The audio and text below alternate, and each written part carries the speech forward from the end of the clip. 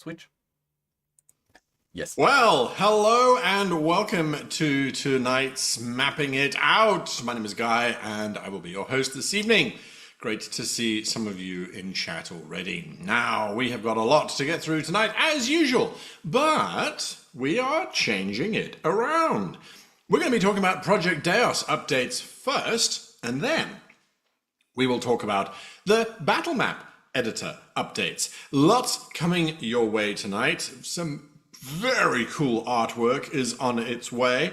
But remember, if you have a question, put the word question in front of your question in the chat so I can see it, and then I will throw it out to Till and get a response from him.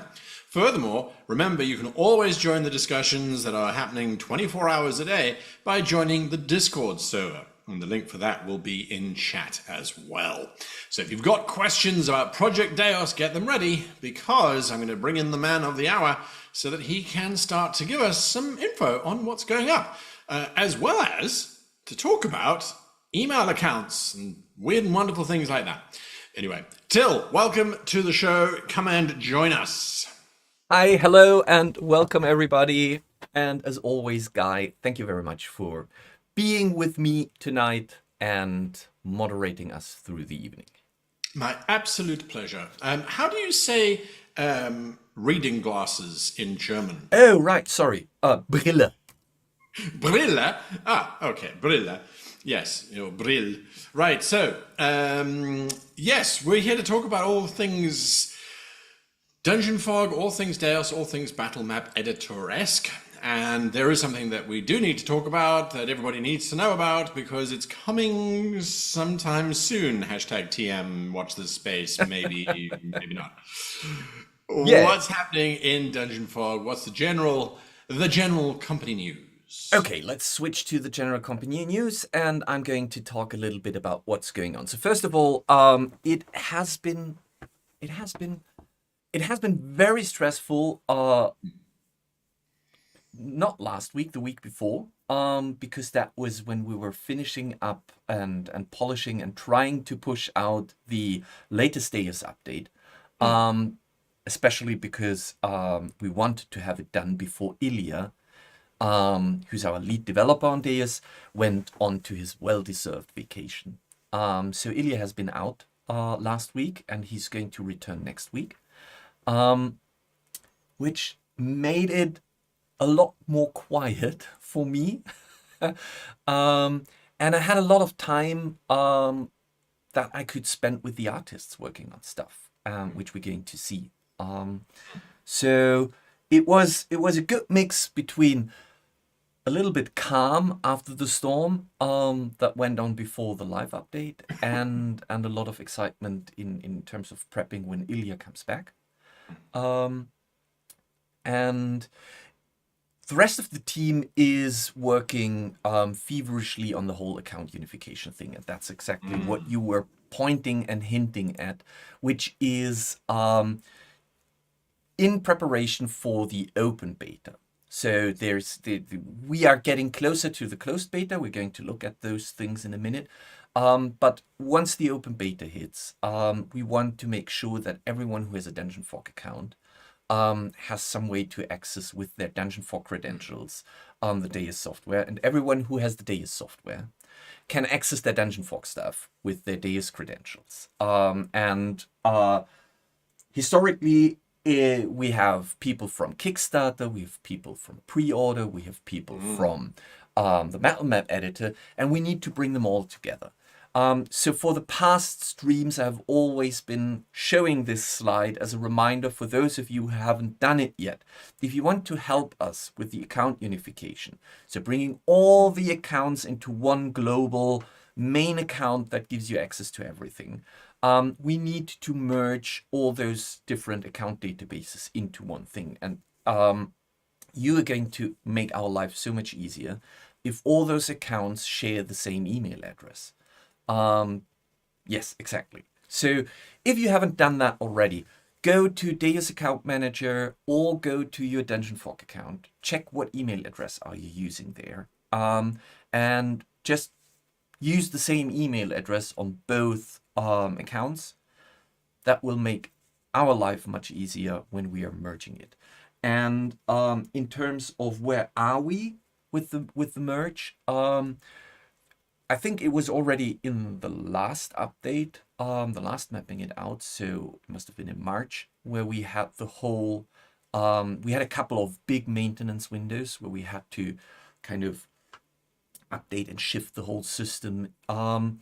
And that's all done and dusted. We're now polishing the new login interfaces, and we're checking if that is working as intended, because it's going to be the new OAuth, two-factor authentication, whatever fancy schmancy login routines that make your life much easier. Especially, it's hopefully going to fix the bug that we're constantly fighting that logs you out, even if you say I want to stay logged in. So that should be a problem of the past soon. But with, I think, 800,000 accounts, I mean, they're like all time people might have been there in 2018 and never returned. But we need to understand, how do we merge them? Do we get rid of people who are simply not returning anymore? It is quite frightening to think about what can go wrong if we mess this up. So we're taking it really slow. We're doing tests and tests and tests and tests. So generally speaking, I think account unification is getting to its end. Although if I say it, and we know Dungeon Fog and their time frames, this might not be June, this might be July. Okay, But so that's sort of looking at deadline-ish type of stuff. But there'll be Yeah, lots of announcements. So and the reason why we're not talking about deadlines there is simply because we're we're making the switch the second we feel confident, and we don't want to pressure us into anything that might turn out to be a terrible mistake. And also for the majority of people, it's not making a big difference. Because now they're using two different logins to get to their stuff, and then they're using one single unified login. So we're doing it slowly and carefully. And again, as my gut feeling tells me, it's not going to be June, because we might still be cleaning up stuff in June before we migrate accounts. It might be July. And therefore, that's the broader picture where I feel comfortable. Okay. So watch this space, and it will be communicated, but just know that it is coming, and only you can make sure that this goes as smoothly as possible by, making sure you've unified those accounts. Right. So let's move on. Yes. Let's go to Project Deios. Yes. Development news, and development news. And there have been some developments, haven't there? Oh yeah, there have been a lot of developments. So first of all, I am, as you might guess, doing a big release a couple of days before your lead developer goes on vacation. Doesn't come with the best of sleep afterwards, where you feel like, oh my god, please don't break, please have tested everything, did we test everything. So I am very happy with the community. So you guys, thank you very much. On Discord, people have been reporting stuff, but the general feedback is great.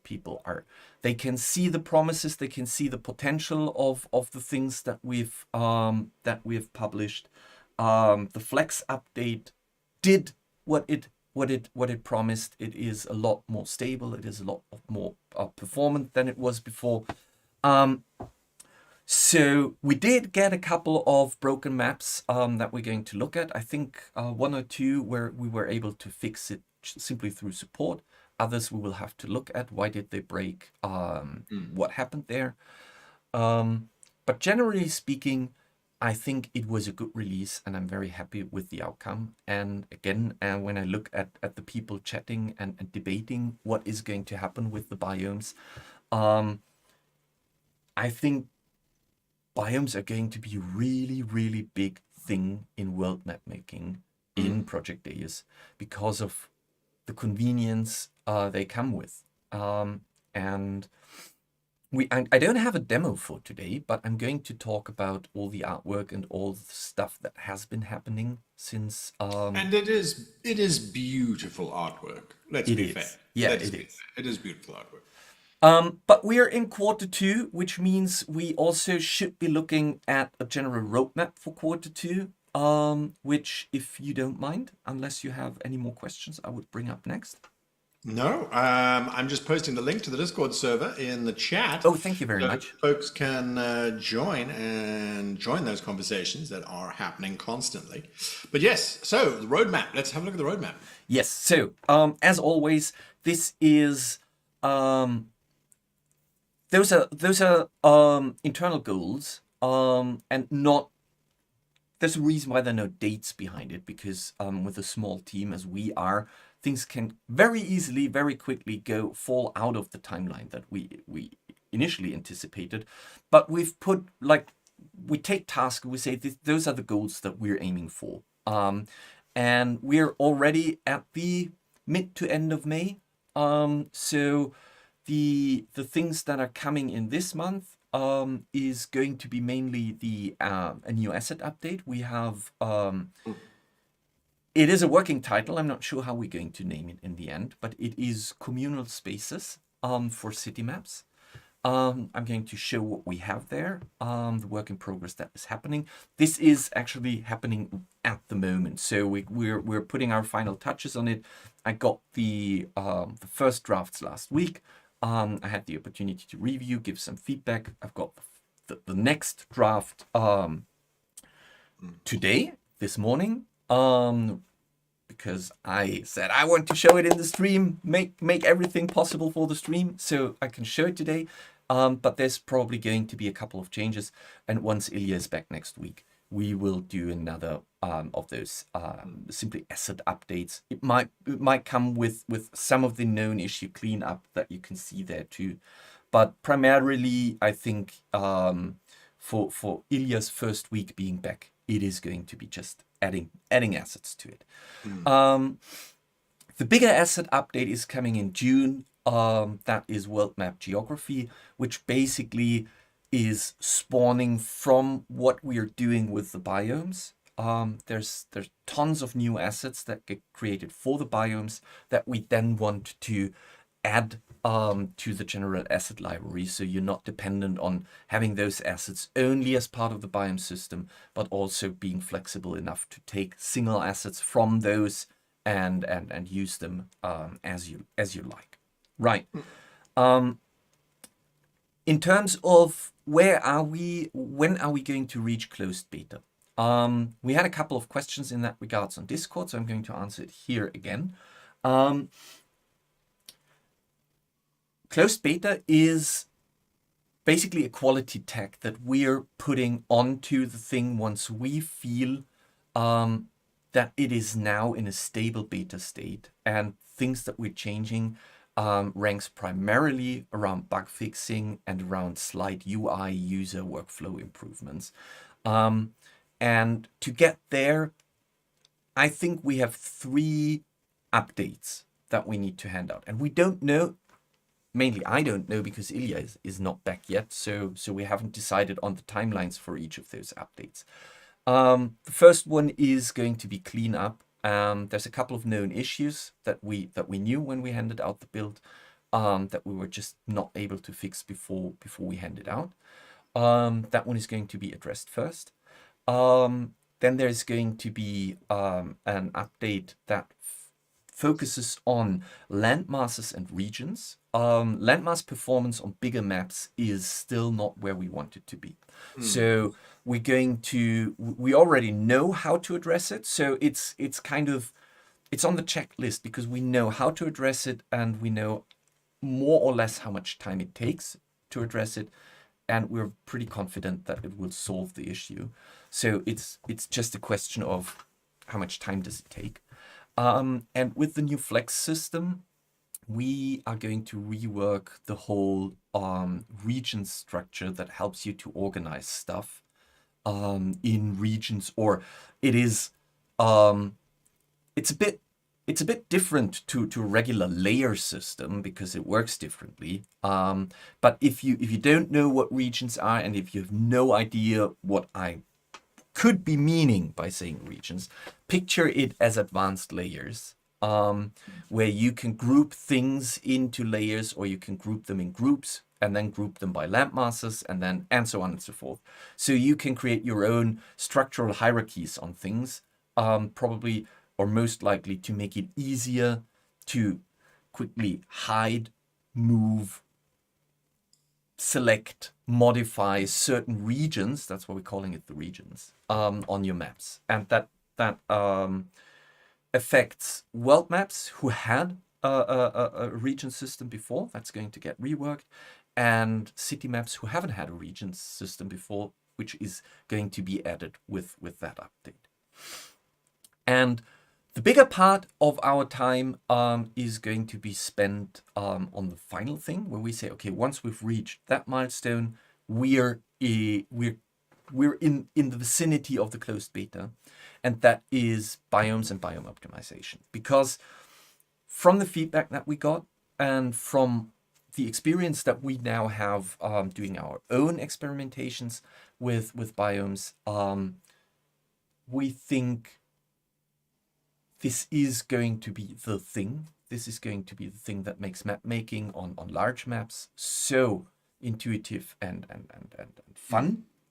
But there's still, like, especially in terms of fine-tuning the biomes, there's still a lot of side things that need to be fixed. Like right now, biomes do not pay attention to whether or not they touch the coastline. That bugs me a lot, where I feel like no, I just keep the forest to the coastline. Also, the more we use it, and also the more I can see what people are debating in Discord, the more we learn and understand which biomes are well appreciated and people enjoy them artistically and from the handling, and which just need some touch up. And that's what we're going to do before we decide that we're happy with it. And as you can see, detached from those from this quality tag of being a closed beta, then there is account unification, asset management, and additional testing and polishing that needs to be done before we are confident that it can go into an open beta and we can open it to a broad audience of people who really want to use it as beta testing. Right. Makes sense. Yes. Makes sense. Yeah, absolutely. Okay. Well, you spoke about some new assets, communal spaces. Yes. Okay, so talk to us more about those. What are they going to do? Okay, I'm going to show them, and I'm going to talk about them at the same time. City maps, and I must say I didn't do city maps a lot before Deios, because I felt like this is tedious work. This is terrible. You have to place all those little houses and so on and so forth. But now my players, my D&D groups enjoy a lot of city maps, villages, towns, big, huge cities. And the reason for it is that the way that we do those roadside placements makes it so easy. Like you have a brush and you just brush over it, and it places buildings alongside the roads, and it's there. However, when you look at those city maps, I personally feel like there's always missing something that gives that city a specific character. Like, we do have temples, we do have palaces, we do have fortifications and stuff like that. But somehow there need to be like unique characteristic buildings that give the city a specific flair. I do love the Colosseum that we have. I feel like the second I place a Colosseum, but you can't place a Colosseum in a village. That would be weird. But the second I place a Colosseum or a market, like a tent market somewhere, suddenly that city gets its own character. So we said we need more buildings that give those character flair to the city. We need more, and that's why we're calling it communal buildings or communal areas, where you feel like the second you place them down, they're becoming a center spot on the map where you could lead your players to, or at least where it gives those unique characteristics to the city map. And we decided that we wanted to start with a water-based set, because we don't have a lot of stuff that is... Water is a great visual kind of difference to what you optically have when you look at a map. It's mostly green and brown and house roofs, so red and blue and stuff like that. But having water makes it an interesting spot on a map. So we said, what can we do with water? And we have a couple of bathing houses. We have a couple of different ponds with different kind of utilities there, where you have kind of the duck pond, the little beach pond, the boat pond, and so on and so forth. And then we have several different water-based objects that you can place on a town square or in the backyard of a building to create more of those eye catchers that might make. I love it. Yeah. Yeah, that unique aspect. Exactly. That Yeah, give it a unique aspect. And this is just the first throw. Like, I think by the end of it, we're going to have a couple more of those water-based communal stuff. But I think there is going to be another pack. That's why we call it Communal Areas #1. There's going to be another pack that addresses other buildings, different buildings that might be hitting that spot of uniqueness where you feel like, okay, this is what we need. Exactly. Like industrial water stuff, like tanneries and, Yes, exactly. Yes, exactly. But it doesn't have to be all water. Sure. Absolutely. Exactly. It is much easier to do something that has such a distinct difference, and water has a distinct difference, than when you think about, how do I make a forgery, right? Or like a forge or a smithy or stuff like that, because that's basically another roof with a chimney. And if you want to put the signpost out there, a signpost is top down, so that's going to be boring. So how do you make things like that? So we're thinking about stables, post offices, things like where caravans can park all their carts, stuff like that might be interesting. And yeah. Carpentry yards, masonry yards. Exactly, but there's the importance. It's if you can put yard to it, it might be interesting, because you might have a building and then you might have something like a backyard where you can place stuff, and that gives a unique character to that certain thing. No, brilliant, absolutely brilliant.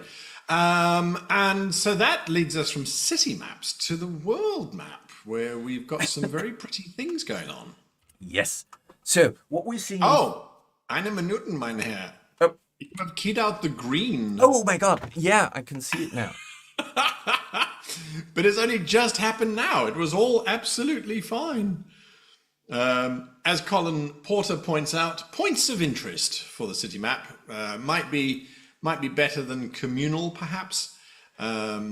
Although bathhouses certainly were very communal. Yeah, okay. I'm trying to figure out why that is happening. I think OBS may have broken. Big hello to Laura Bones, who says "rar" Rar back. So yeah, points of interest could be an interesting one, and I'm sure if you jump on Discord, you can make your suggestions for your points of interest. So how are we doing? It seems, to be honest with you, Till, Yeah. it looks fine on the stream. Okay. I So think it's just Zoom that's broken.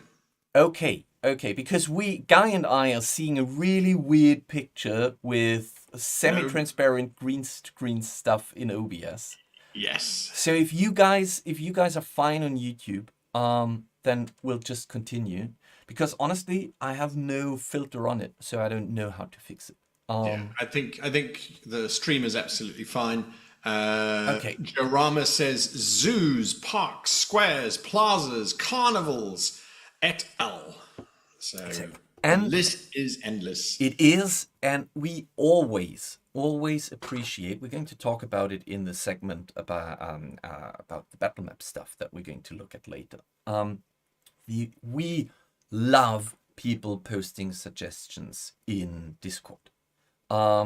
Because we're trying to keep everything in check. We're trying to think about everything, but looking at what the community throws at us is like, oh, brilliant, we forgot about that. Oh, brilliant, we forgot about that. And we're going to take it. So if you have ideas, or if you have something that you're urgently missing, especially in the area of communal spaces, head over to Discord and drop it into our world map chat, and we will be very, very happy about it.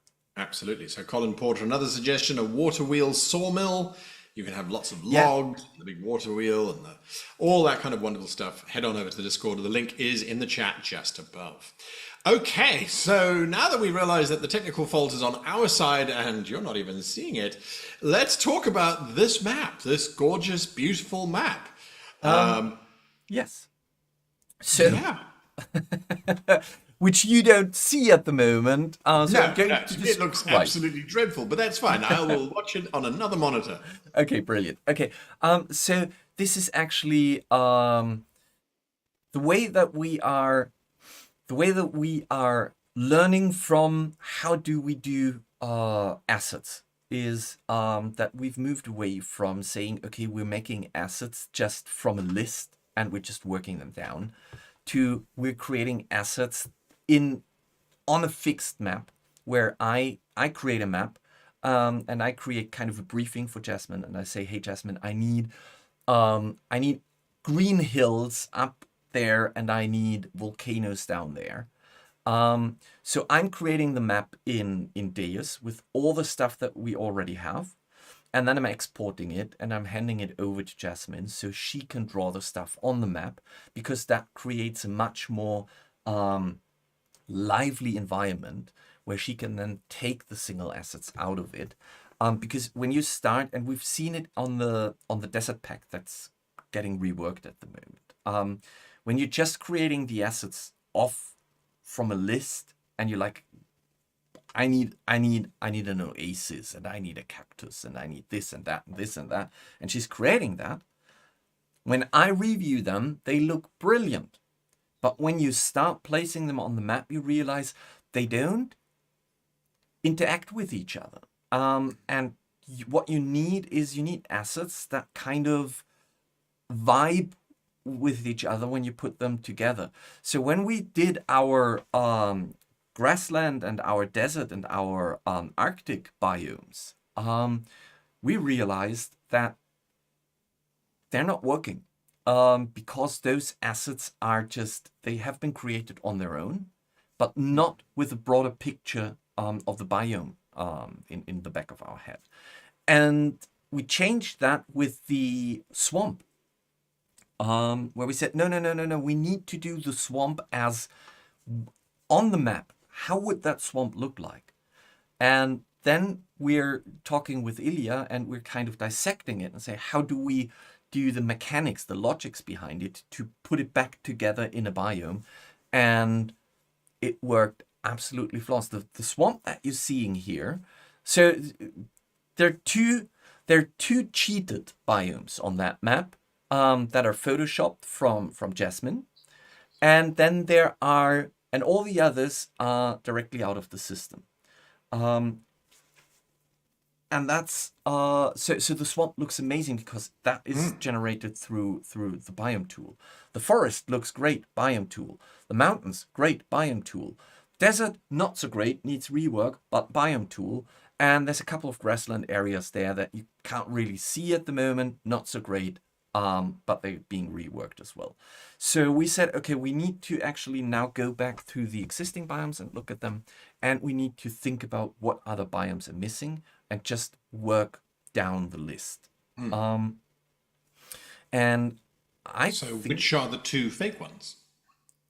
yes, well, clever ones might have already guessed it, but the two fake ones here on this map are the hills, the green hills, and the volcano areas, because that's what we've been working on last week, and that's what's going to be what's coming with our biome rework. Where we said, if you remember the timeline, in June we're going to hand out a big biome overhaul with new stuff. Close up of those? Yes, I do. So here we have, yeah, it's just green in OBS. You, the viewer, have beautiful green hills. We Me, the don't. host, I have a blank screen. Yeah, because it's all Well, green. those look lovely, Till. I love the attention to the hills. Yes. So the hills that we have in our system right now, they were a big pain point for quite some time because the way that we conceptualized them in the first place was we said, okay, they're kind of really small hills, so they should be in the same color code as hills, as mountains. So they're small mountains, they need to be color coded as mountains. But when you place hills on your lovely lush green areas, they look like rocks. They don't really work. So we said, no. If we want to create something interesting, we want to have grass plains. But grass plains are boring because they're just plain green with a couple of grass assets on it. So how do we break them up and make them more interesting? And the answer was, well, if you want to have those wide green fields, you might have flat areas, plains that just have grass. That's fine. Your eye needs something that is relaxing on your map. Otherwise, you get completely overwhelmed with stuff on it. But you want to throw something in between of that, and doing that in one biome, I think, is not working. So we're splitting it up. We're making grass plains, which are going to stay boring biomes. But then there's going to be hills, and this is where you can then put hill areas on your grass plains to create something interesting. And I think they work absolutely brilliant. And when you look at it, they're basically, the biome is going to work similar. We really like the way that the swamp works. So the logic that we put behind the swamps runs through 3 iterations when you create the biome. The first iteration places the biggest available assets. So it checks the space that you've created with your brush, and then it says, can I fit the biggest asset in there?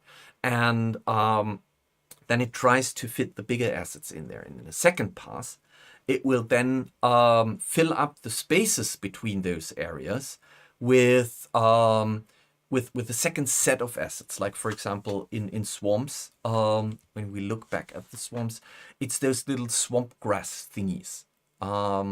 So you have the water, then you have the swamp grass thingies, and the way that we're doing it is we're looking at the center area of the brush that you've created, and we have a fall off to the edges.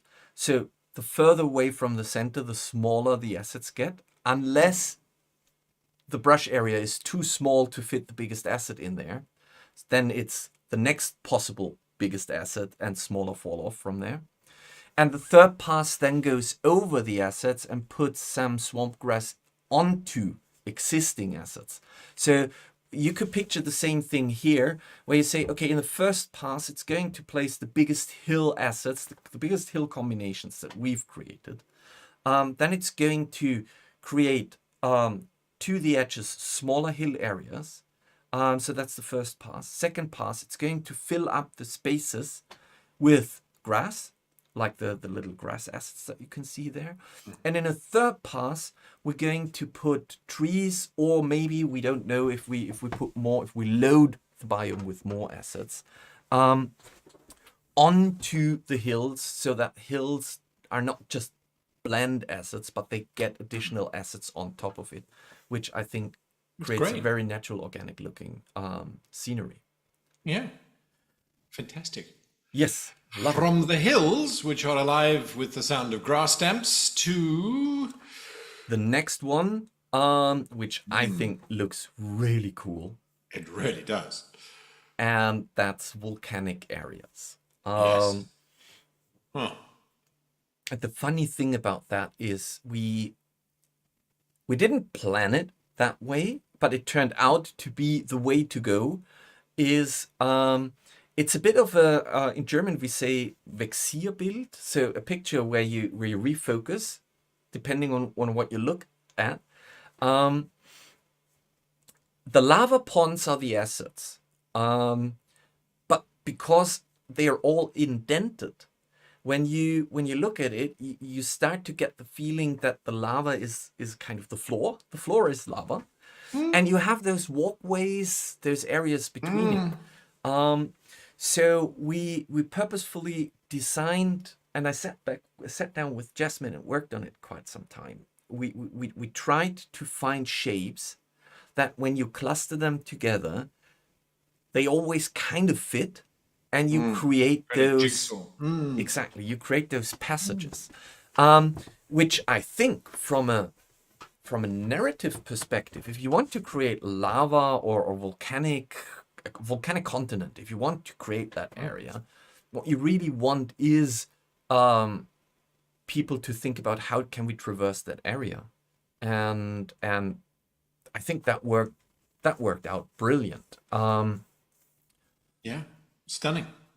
And again, it is based on the concept of the way that we're using the swamp biome, where we can actually detect the bigger ones, bring them close together, and where we have enough space between them, put the small little cracks in there. So at the end of the day, I think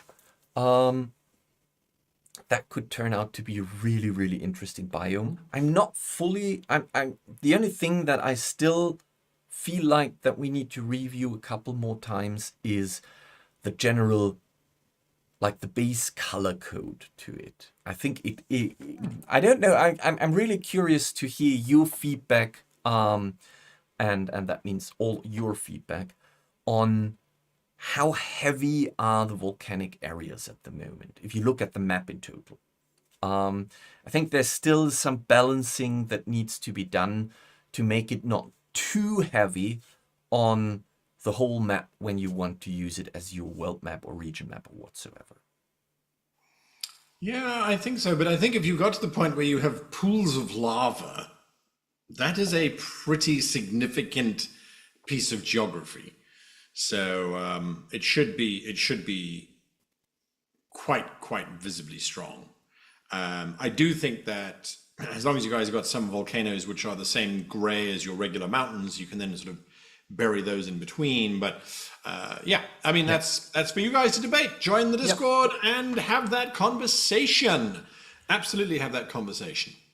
Okay, so Next one, yeah. Yes. So the next one is still work in progress. But when we started to design the those lava fissures, and especially when we got the understanding of, wait a second, we can create kind of canyons with it.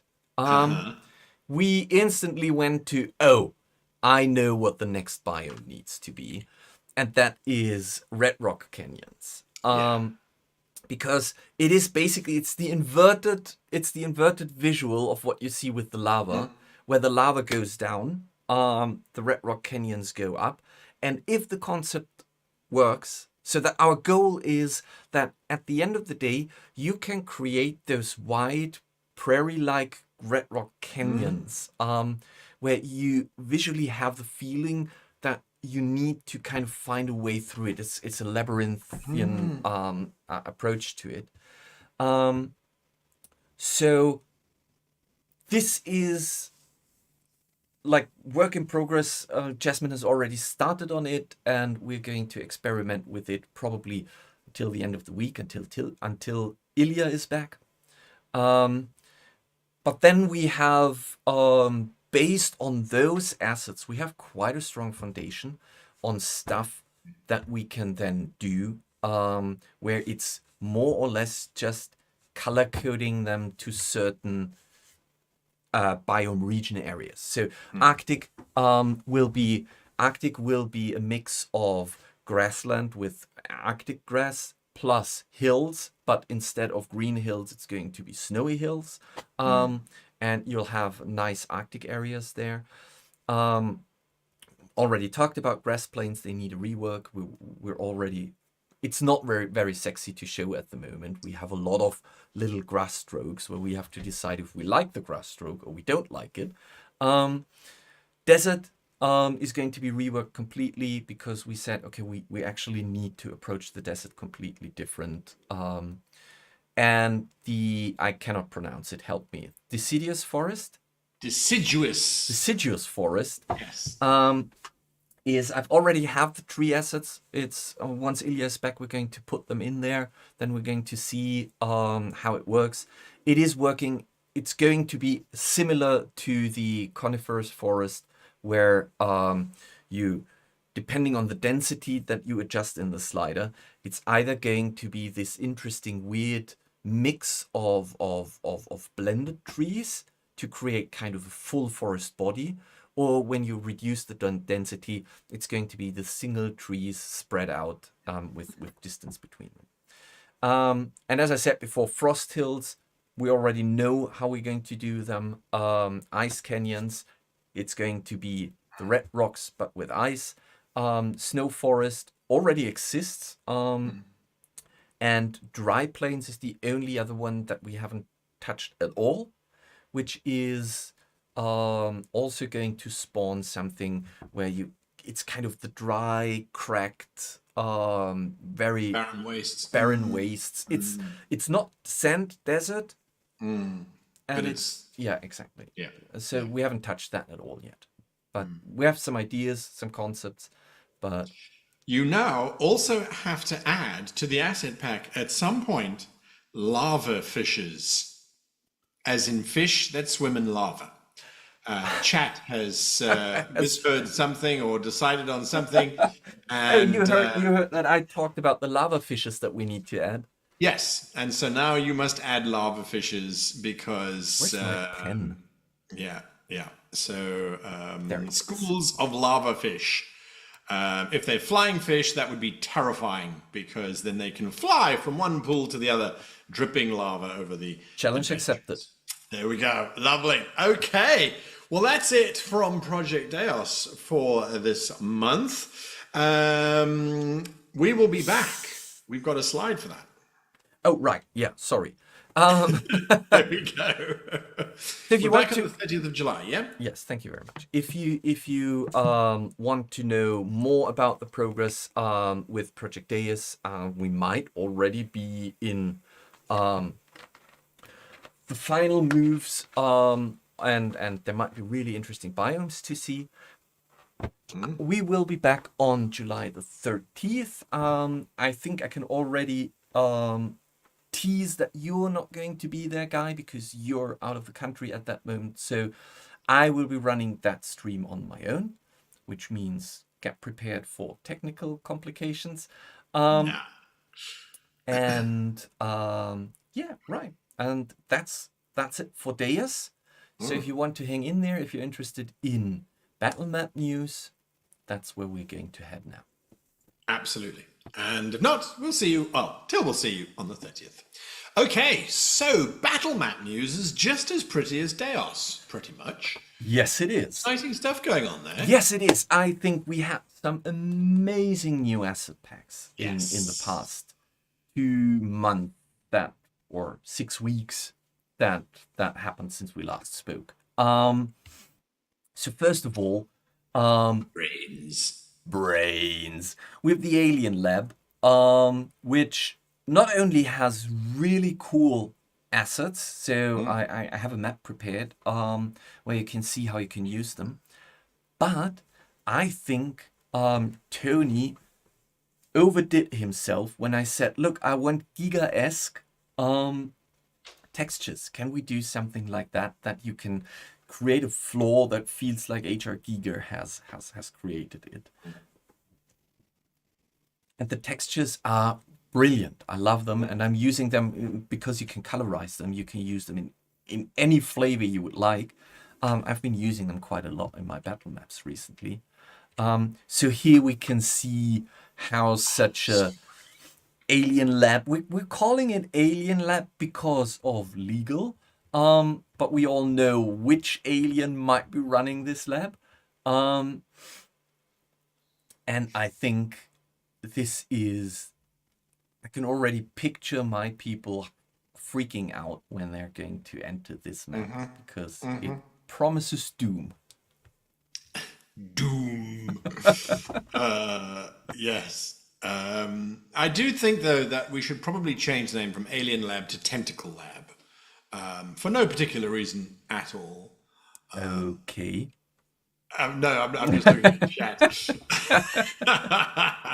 No, Alien Lab is absolutely awesome. I love all the brain bits, and those tiles do look really, really, really cool. Yes, they're working really nicely. Like you have those decorated ones that you could use as floor, and then you have those weird. I think they're absolutely perfect. If you ever want to create something like an Illithid or a Mind Flayer layer, where you feel like, okay, this is where the shit goes down. This is boss battle material. Then you need to use those textures because they're going to create such a creepy vibe. And if you think about how you could actually change, like if you use the same texture twice with this bony kind of yellowish color, and then use the same texture again with a soft edge, but going into a reddish orange where it kind of goes still living tissue to the corners, I think you can create a really, really fun map there. So I was having a lot of fun with it, and people were really happy. But people also said, "Oh my God, you're doing Alien Labs, but you're not doing sci-fi. We need more sci-fi stuff." That's true. It has been a while since sci-fi. It has been a while. And to be completely honest, when we're planning our maps, when we're planning our asset packs, we are looking at the community hub, and we're looking at the majority of maps that are getting published, which might be a bit of a cat bites its own tail situation, because when we're not seeing a lot of sci-fi assets, our sci-fi maps, our assumption is people are not really making a lot of sci-fi maps. Yes, exactly. Or they're not making a lot of sci-fi maps because they're lacking the assets. So we said, okay, we can hear you. You've been shouting at us for quite some time now. You want more sci-fi. You get more sci-fi.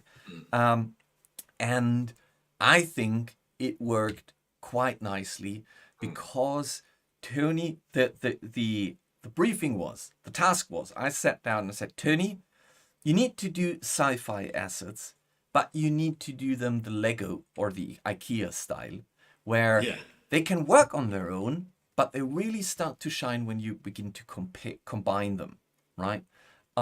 So on this map, we can see that you can do really fun stuff when you just use those assets to create a machine room, or even we tried to make them in a way where you can, when you use the room tool, every prop that you place near a wall, it gets cut off because the wall hides part of the asset, which I think is really a really cool thing to do when you have assets that are kind of designed with keeping that in mind, because all the assets that you look at, they have the potential to be they could be just peeking out behind the wall, and they would still work.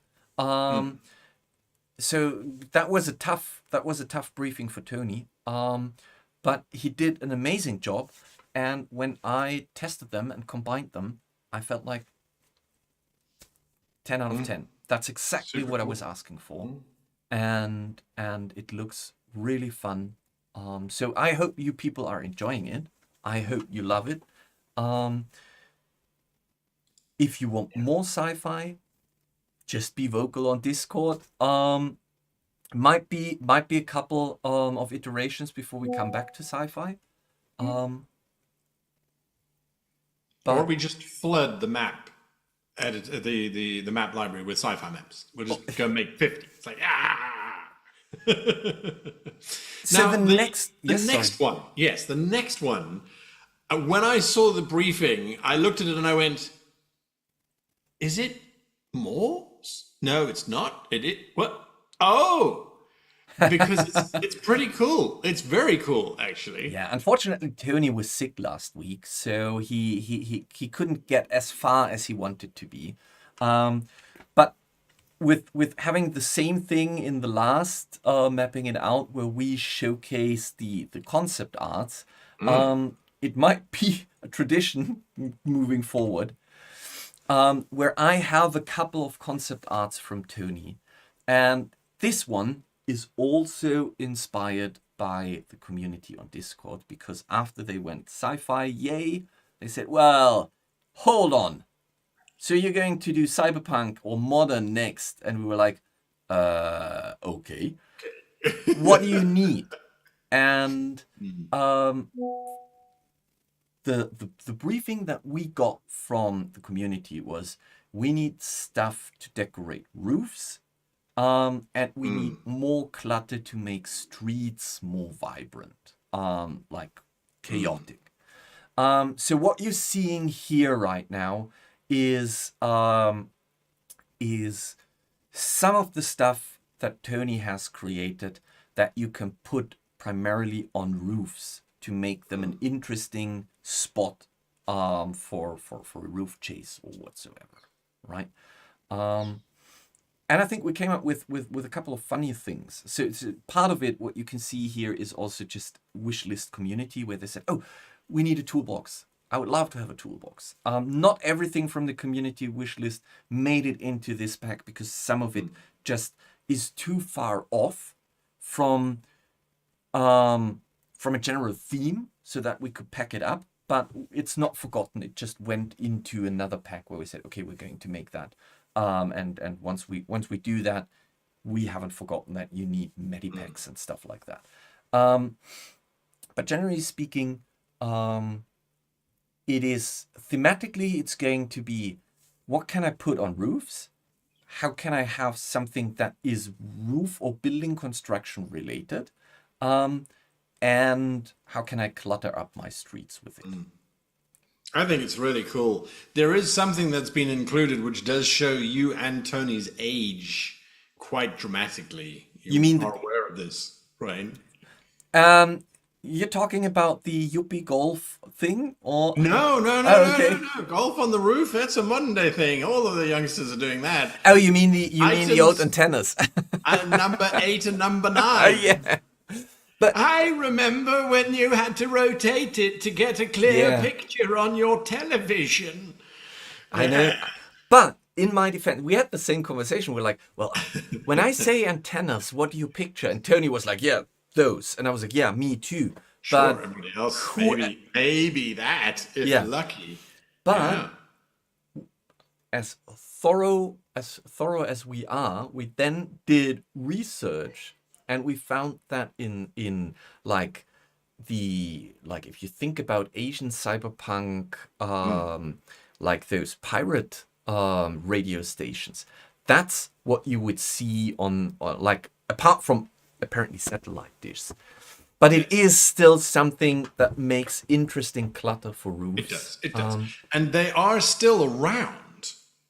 We actually had to remove one from inside the roof of our house. Oh, really? Yes. And if you look at the streets of London, there is no terrestrial broadcast anymore. But every house still has them, and will still have them for the next 20 years, because no one's climbing on their roof to take it down. Yeah. The urgency isn't there anymore. So, but I think it's really, really, really, really cool. Yeah, and again, this is a glimpse at what is coming. This is what I got Yes. from Tony. Um, when I look at my list, I still have a couple of things that I'm excited for. That I hope we can bring into the pack. So I love the ceiling fans. Those giant rotary fans. It's like, yeah, yeah, you can fall through those and get chopped in half. Yeah. yeah, Yeah. exactly. Okay. Now, you guys are not the only ones who've been adding No, assets. of course not.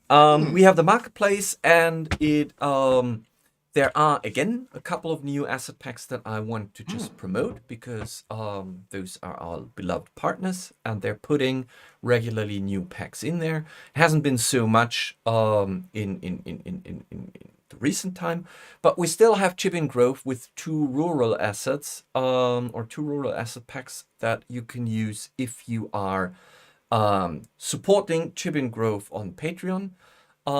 Then those asset packs are available in your asset library because you were clever enough to use the Patreon Connect function. And if you have activated Patreon Connect, everything that Chipping Grove publishes on Patreon is also available in your library.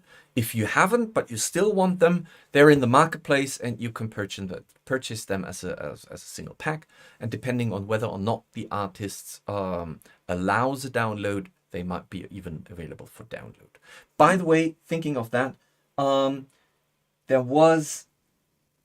think there are currently 2 bugs that silently snuck into one of the website releases that are being worked on this week. Is one, we got a couple of notifications that downloading asset packs that you've purchased isn't working at the moment. I think that was fixed already.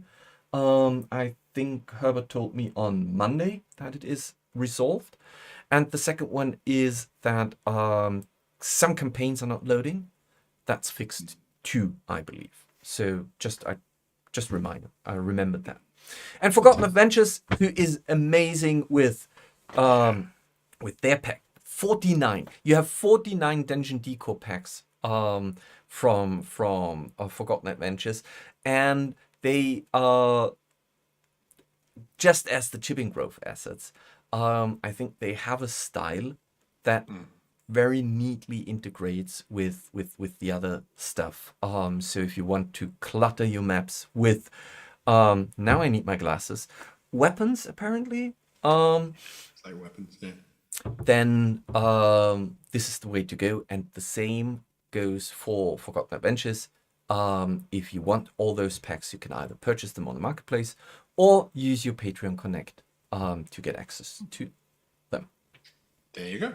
There you go. Colin Porter says, I love Forgotten Adventures stuff. Just hate the way it is named. Well. Yeah, but there's always something, isn't yeah, there? yeah. But I can understand it because we actually, the problem is when you have 100,000 assets in there, you need a proper naming convention. Otherwise, you're lost because you will never ever find those assets again.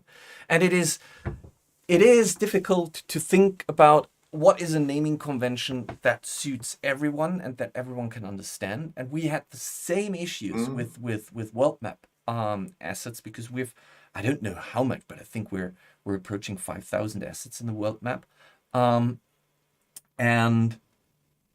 And you have to figure out how do you name them. And then you start with those, like, worst would be you name it like Green Hill _final _2 now really final _ something like that.